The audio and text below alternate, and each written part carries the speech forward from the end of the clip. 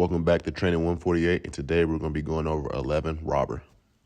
Little shoulder fake to throw it deep. Cochran floats it up here for Davis in a triple coverage, and he comes down. On 2nd and 10, Clemens pass near side of the field is caught. Airing it out, showing off the arm. What a catch.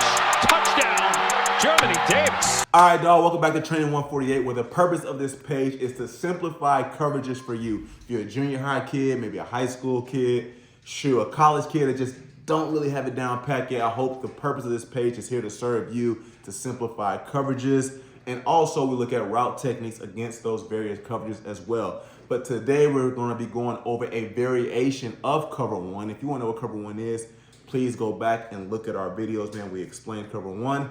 But we're going to be going over specifically 11 robber. Now, again, guys, when I say 11, I'm just talking about the defense is in sub personnel. And right now we got the Dallas Cowboys playing in Houston, Texas. So they're going to be in a dime personnel. I'm probably going to repeat myself, but I want you guys to understand this.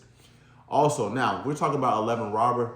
It's super simple, guys. Safeties are just coming down to rob the middle of the field. They're trying to cut the crossers, cut the meshes, anything going across the middle. They want to be able to cut those routes off. But there are times as well as the robbing safety is trying to rob a specific player. And again, I just said we're going to watch the Dallas Cowboys against Houston, Texas with the Cowboys playing on offense. So I think it's pretty obvious which player they're trying to rob in this concept. But, hey, dog, let's get to the film. All right, guys, like I said, we got the Houston, Texas going against the Dallas Cowboys. Man, again, guys, I want you to continue to create good habits. When we break the huddle, what do? We identify safety structure. And right here, we see the Houston Texans are on a too-high safety structure. So what does that tell us? It could be some form of cover 2, some type of cover 4, pre-snap read. Now, I always tell you guys, you got to make sure you always look at the post-snap, because what do I say? Corner, slide, safeties tell the truth. Safeties will tell you everything about the coverage. But also, if we scan this defense in this totality, what do we see? We see that right here, there's a linebacker on a running back. So now we know that it's some form of man. So right now, looking at pre-snap, it's like, okay, they're in man. There might be some type of 2-man or 22-man in this case. And again, guys, just a reminder, when you hear me say 11, 22, it's just saying that the defense is in a sub-package like nickel or dime. But we see right now that there is a linebacker on this running back, and we see that it's going to be some form of man coverage. Now let's look at the positioning of each other defensive back against their opponent. So right now, we see that this corner has inside leverage on this receiver. This corner has inside leverage on this receiver. And then this dime safety has inside leverage on this tight end. Now, if we go here to obviously the number one player on their team, CeeDee Lamb, we see that this corner actually has outside leverage on CeeDee Lamb. And why is that? Because he is funneling the guy into his help, which is the robbing safety. Now, we can just look at body language here, and maybe just because I have a top-down angle of it, I can kind of see his body position. But we can see his body position looks like it's ready to obviously rob this portion of the field. Now, again, like I said, typically those robbers are trying to cut crossers, cut meshes, anything across the middle, or again, they're trying to rob whoever that number one threat is. So, again, with this corner playing outside leverage, he's like, man, I'm going to funnel you into my safety, but I will not let you beat me outside, because CeeDee Lamb is a threat on the Dallas Cowboys. Also, if you have trained with me, or again, you just know ball, I always say be alert for a DB being capped. And what does that mean? When I'm saying a DB is being capped, there's just a safety hovering over the top of a corner. So now we're alert, like, okay, this corner might fire and trigger and blitz, because that safety is trying to get in position to replace that corner's responsibility. And we can see that it looks like this guy right here is capped over this DB.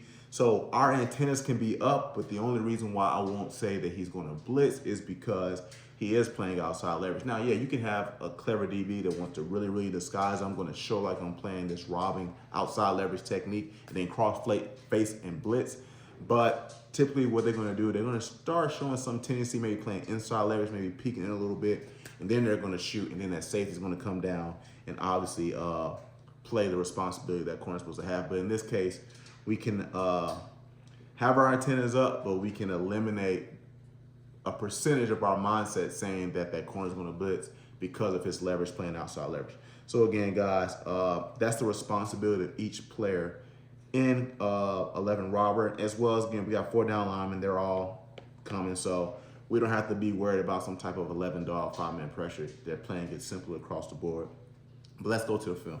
All right, guys, so right here, everyone's alignment staying true to what we said. Now, again, identify safety structure, but what's most important, post structure of those DBs on the back end. So right now, as the ball is snapped, boom, stop right there. Look at the CeeDee Lamb's defender. We see he's outside leverage because why? I'm funneling you into my help, which is that safety who's coming down to rob the middle of the field.